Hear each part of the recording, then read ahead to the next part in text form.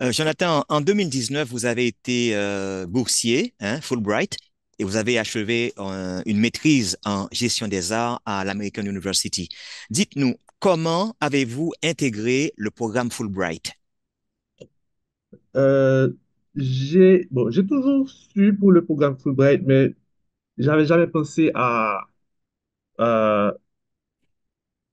poser ma candidature pour une bourse Fulbright. C'est seulement après que deux amis et collaborateurs aient obtenu cette bourse en 2016, je me suis dit, ah, écoute, s'il y a des opportunités comme ça, pourquoi ne pas essayer? Puis j'étais aussi dans une situation où euh, j'aspirais à quelques changements.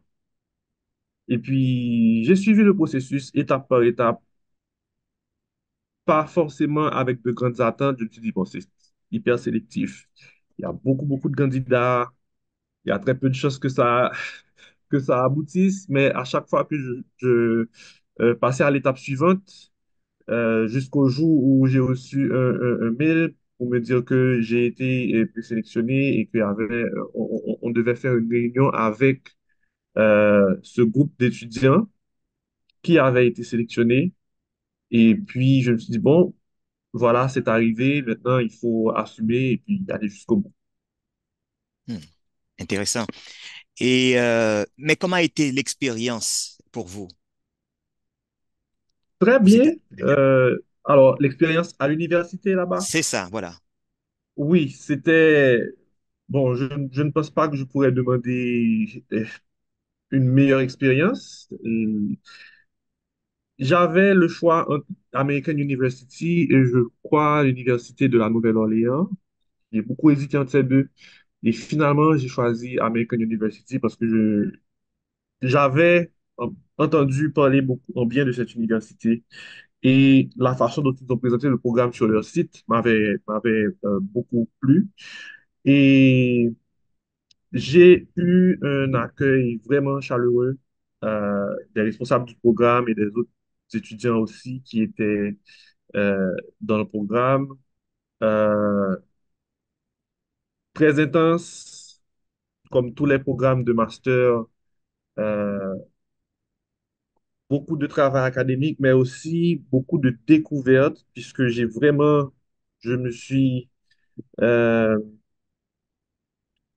immergé dans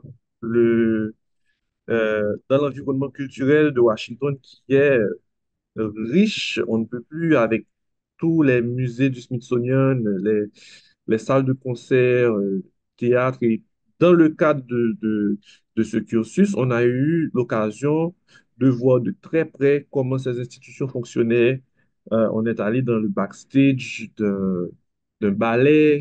On a rencontré des directeurs euh, d'institutions et voilà, participer à toutes les activités. Et à l'université aussi, j'ai eu la chance de faire un peu ce que j'aime le plus. J'ai joué dans l'orchestre de l'université pendant un an et demi. J'ai pu travailler aussi avec le professeur euh, de violon de l'université pendant un semestre. Donc vraiment, et c'est une expérience qui n'avait pour moi que du positif. Euh, qu'est-ce qui vous a le plus marqué pendant les études ou encore qu'est-ce que vous avez vraiment apprécié dans cette formation? Euh, je peux dire c'est l'ouverture d'esprit, un climat d'acceptation et d'inclusivité.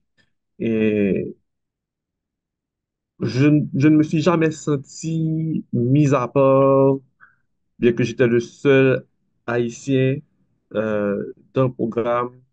Et j'avais rencontré aussi très peu d'Haïtiens sur le campus de l'université. Et dans la ville en général, on entend les gens ne s'expriment pas en créole. Et j'aurais pu facilement me sentir isolé, mais ça n'a pas été le cas du tout. Je me suis bien adapté et encore une fois, j'ai été très bien accueilli. Euh, voilà, je peux dire que c'est ce qui m'a manqué le plus. Mhm. Être boursier Fulbright en Haïti, est-ce que ça fait une différence pour vous? Oui, je pense que c'est, c'est pratiquement un honneur de pouvoir dire qu'on a été boursier Fulbright parce que ça il y a un certain prestige qui est attaché avec, je me souviens dans le temps quand j'entendais quelqu'un, oui, c'est un ancien Fulbright, c'était comme si que ça ajoutait, ça donnait une valeur ajoutée à cette personne. Donc, c'est sûr que j'ai eu ce sentiment-là d'être privilégié quelque part. Euh, et puis aussi de pouvoir euh, bénéficier de cette bourse prestigieuse, c'est-à-dire faire des études de haut niveau en épargnant tout un tas de dépenses à ses parents ou à sa famille si on devait justement entreprendre de telles études par ses propres moyens. Donc, je pense que c'est une opportunité vraiment euh, qui n'a pas son égal, hein. Je pense que c'est quelque chose qui vaut la peine qu'on essaye. J'encourage toujours, depuis mon expérience, j'encourage toujours à des amis, quand ils obtiennent leur licence en Haïti, je leur dis, écoute, l'ambassade là, et la guerre application Fulbright, yo, dégage appliquer. Donc, j'encourage toujours mes amis euh, de, de tenter l'expérience. Ça ne coûte rien d'essayer. Mhm. En termes de networking, est-ce que le programme Fulbright vous a permis de nouer des relations avec d'autres professionnels comme vous? Absolument, absolument. Déjà, la communauté Fulbright elle-même, en Haïti et aussi à Washington, où j'ai été pendant 2 ans, je suis toujours en contact avec les groupes chat et aussi, je peux dire, ma promotion, Fulbright, qui est partie de 2017 à 2019. J'ai fait aussi pas mal d'amis de différents pays, en Amérique du Sud, en Afrique, en Europe. Et les contacts sont toujours là, c'est-à-dire que s'il y a des opportunités, que ce soit professionnelles ou autres qui se présentent, j'ai des gens que je peux contacter. Et ça, c'est quelque chose aussi qui rassure, qu'on se dise, on a pu bâtir ça. Non seulement on a pu se former, mais on a pu tisser ce réseau et qui continue de grandir, si je peux dire, parce que la famille Fulbright, ça grandit et qu'on le veuille ou non. Donc, c'est extrêmement intéressant de se dire qu'on a un réseau de gens qui sont aussi passionnés et sérieux qui peuvent faire la différence. Une formation en art management, est-ce que vous croyez que c'est nécessaire pour Haïti aujourd'hui? Oui, c'est important, je peux dire partout. Pourquoi? Parce que les institutions culturelles ont besoin de gens qui ont les qualifications requises. Euh,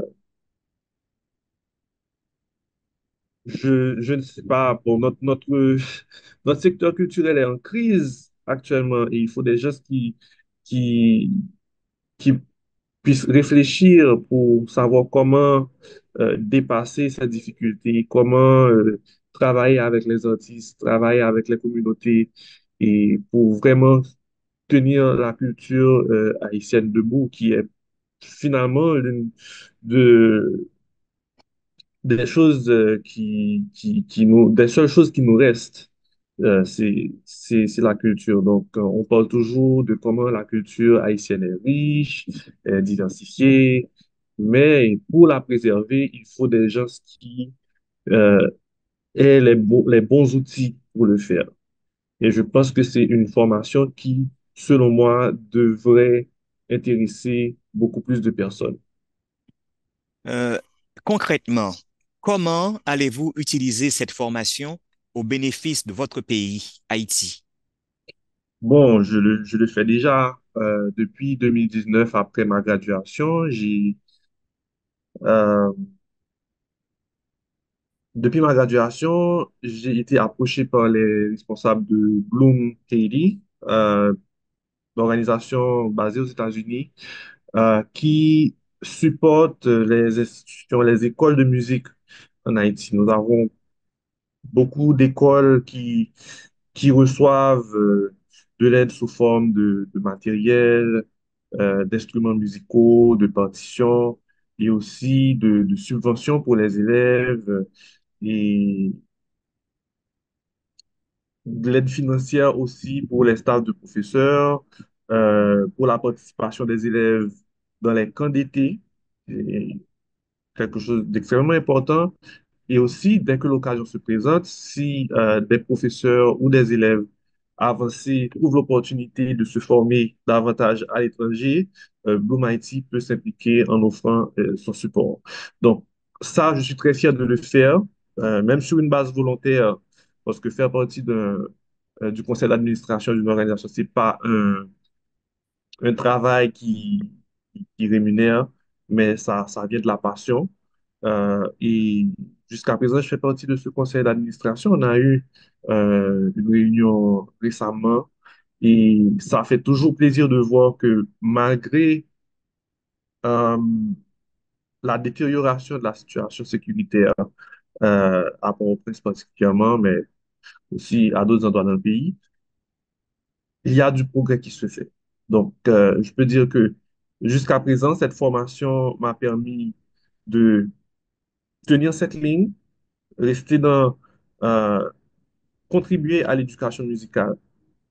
Et même dans mon travail à Focal, je peux dire que cette formation m'est une très grande aide. Même s'il ne s'agit pas purement de musique, ça me permet aussi de faire une grande différence. OK. Et en ce qui concerne le partage d'expérience, est-ce que vous comptez transmettre ce que vous avez appris à d'autres personnes qui travaillent dans ce domaine également? Oui, pourquoi pas. C'est pas encore forcément le cas, mais je me souviens par exemple avoir fait un petit atelier avec des membres de mon orchestre il y a quelques années. On voulait réformer un petit peu la façon dont l'orchestre fonctionnait. Euh, alors, je dois dire que je fais partie d'un orchestre de chambre qui s'appelle Vibre Haïti en tant que membre fondateur. Et notre premier souci, c'était de promouvoir la musique classique haïtienne, mais aussi de donner une plateforme aux musiciens et des opportunités de pouvoir participer à des performances rémunérées. Parce que très souvent, on pense que la musique, c'est un hobby, c'est pas quelque chose avec laquelle on peut faire de l'argent. Or, c'est un métier comme tous les autres métiers. Il faut pouvoir vivre de son art, de sa musique. Et nous faisons beaucoup attention à ça. Donc, je suis ouvert à l'idée, c'est pas encore vraiment le cas, mais partager mes connaissances, oui, pourquoi pas. Quel conseil pourriez-vous prodiguer à d'autres jeunes qui aimeraient faire cette expérience ou qui peut-être aimeraient suivre votre parcours? Déjà, c'est de s'informer. Plus on est informé, mieux c'est. Même, je me souviens à l'époque où j'ai posé ma candidature pour la bourse Fulbright. Je posais toujours des questions autour de moi. Il y avait d'anciens boursiers que je contactais de temps en temps. Comment faire arriver à telle ou telle étape. Et puis, bon, l'ambassade aussi avait fourni un support assez complet également tout au long du processus. Euh, donc, c'est ça. N'ayez pas peur de vous lancer, n'ayez pas peur de demander des informations, de demander des conseils aux autres qui ont fait l'expérience avant vous. Et est-ce que vous avez enfin, techniques à partager pour permettre à ces jeunes de mieux se préparer et dans le cadre enfin, du concours Fulbright? Je peux dire que c'est avoir un projet dans lequel on croit vraiment et qu'on peut défendre sur tous les angles. Parce que c'est vraiment, c'est pas la peine d'écrire quelque chose de 100 pages, mais c'est vraiment un projet dans lequel on croit et on pense qu'il va vraiment faire une différence. Je pense aussi que c'est là que ça fait un changement. Mhm. Bon, à vous entendre parler, les gens auront l'impression que le programme Fulbright a toute son importance en Haïti, non? Oui, absolument. Jusqu'à présent, l'éducation, surtout l'éducation supérieure, et on manque de diplômés, les universités sont en crise. Donc, et je pense que c'est d'autant plus important si des jeunes peuvent se former et à l'extérieur et revenir servir leur pays. Je pense que c'est vraiment capital. Auriez-vous un mot à ajouter ou peut-être des vœux ou quelque chose quelconque à partager avec le public?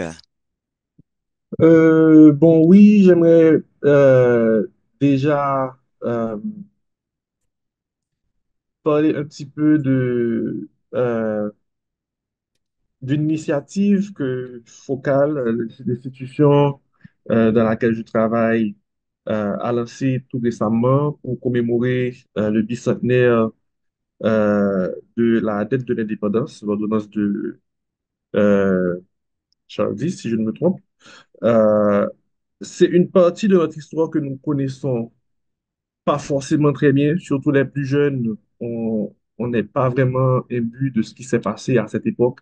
Et je pense que c'est très important de s'informer, de s'éduquer là-dessus. Euh, nous avons sorti une série, bon, nous sommes en train de diffuser une série de 10 vidéos sur ce sujet en particulier. Je crois qu'il y a deux épisodes qui sont déjà sortis. On peut les trouver sur tous les comptes de réseaux sociaux de Focal, que ce soit sur Facebook, Instagram et YouTube. C'est très intéressant. Visionnez-les, partagez-les avec vos proches. Ça crée aussi une discussion. C'est important pour tous les Haïtiens de connaître ce chapitre de leur histoire, je pense. Voilà, merci Jonathan Pérodin. Voilà, je rappelle que vous avez suivi le programme Fulbright, vous avez été boursier Fulbright et vous avez terminé votre master en gestion des arts à l'American University en 2019 et vous travaillez actuellement à Focal en tant que gestionnaire de programme et vous siégez au conseil d'administration de Bloom Haiti. Donc, merci encore d'avoir accepté de répondre à nos questions et à très bientôt. Merci à vous de m'avoir invité et très bonne continuation. Merci.